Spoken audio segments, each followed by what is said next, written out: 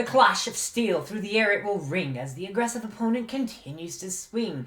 But if you can be bold and get the parry just right, there's the squinting move, which can help end the fight.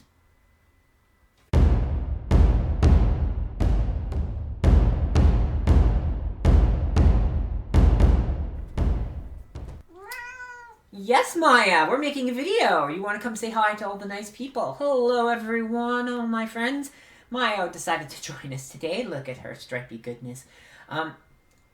We're going to talk about Schielhau, if I can get her to move eventually. But I figured, hey, look at this. Look at this cutie. Yes, we all deserve a cat visit sometimes, don't we? She's a very cuddly, affectionate cat. Very good cat. I'm very happy to have her in my house. But that's not why we're here for the video today. As much as the internet loves cats. I don't know what's going on. But as much as the internet loves cats, we're here to talk about swords because we also love swords, right? Maya, go down. Thank you. Okay, hopefully she lets us do this. So, I want to talk about Schielhau, the squinting cut. Last time we talked about Wechselhau or Wechselhau, the change cut. Slight modification. Probably learn to do it with that little stutter step backwards and forwards before you start doing these big moves, because you really have to get out of the way. So if getting out of the way means going backwards a little bit and then coming forwards again with the attack after you've deflected, work on it that way before you start doing a good triangle compass step out of the way with the deflect and the attack to the arm. Okay. For Schielhau, we need similar concepts because we do need to move the body, and we're going to start learning this by going backwards then forwards.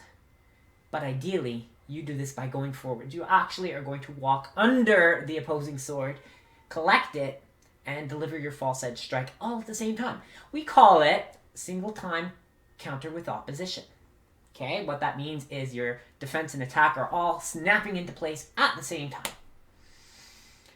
It's tricky, but if you can practice this and get it right, wow, against that aggressive opponent who just wants to deliver that big cut, you just sneak in and drop it right on the collarbone. Now, in unarmored fighting 600 years ago, sure, great, you've wounded them, maybe you've broken the collarbone, cut into the flesh, whatever. In modern day, hopefully they have padding up here on their jackets. This is why I want to add some to my Spez Light, because that's a move that's going to drop a blade right on that collarbone. Ow, it's going to hurt. Okay, so what do we actually do? So I don't want to take too much time in this video because Maya took up enough of it.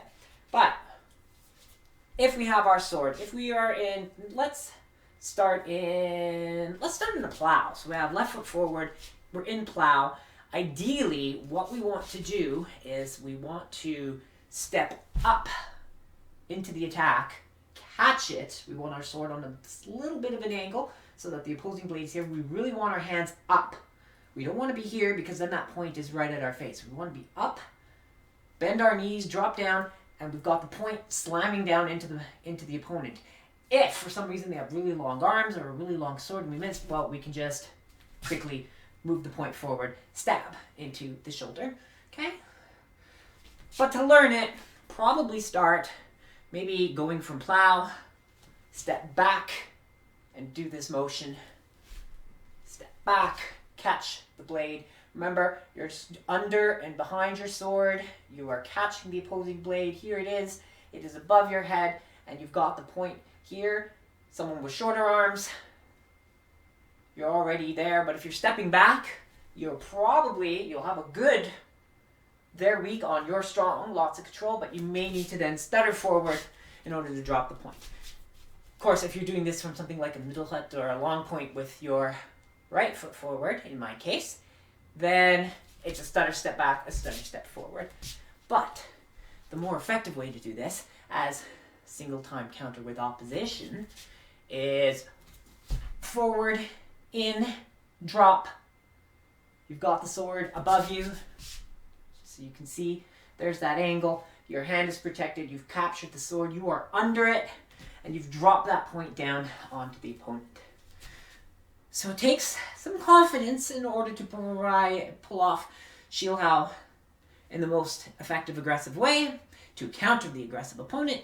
Start by practicing going back and just working on catching the sword. So if you have someone to train with, it is go back, Get used to getting the sword above you and drop under. Get your knees bent. Remember, bend your knees, stay under your sword. And as you get that motion, then you can add the stutter. And after you've got all that together, then you can start working on moving forward with your Schielhau. And drop that point in. You are protected. The blade comes down. You hit the opponent, keeping you safe while still delivering a strike.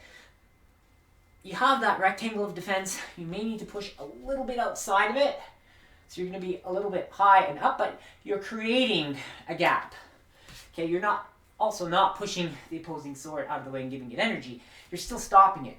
You're kind of just dropping down under that triangle. That rectangle of defense you usually have, and catching. This can be especially useful against a tall opponent because they are going to be up here. You drop low, you come in under their guard. So it allows you to sneak in. So, I'm worried about the big, tall, strong person that's going to come and swing at me. It's a little scary. Well, if you can get over the idea that you're stepping into the opposing attack, if you can get comfortable with this, and you can get it right, guess what? You can come in, Schielhau, that squinting down the blade as you're locking it in. Bang, hit the opponent, and keep yourself safe. Takes practice, takes timing, but when you start getting it right, it is an excellent move to put in your toolbox so you can break out against that person who really likes to open with that big, powerful swing. You can collect it. You're going to be a springy shock absorber. That's why we're bending our knees a little bit extra. We're really getting the elbows still in, but up. The hands are up. We're catching that. We are moving down with it. We are in.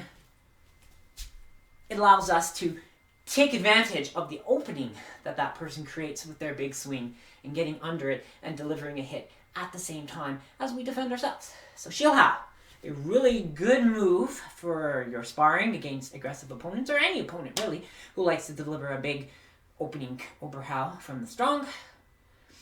It can really help you out. So that's what I wanted to talk about this week, and hopefully we enjoyed our visit from Maya as well.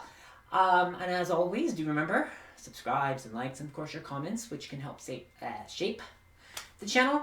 And until next time, my friends, do remember, take care, stay safe, and keep on squinting.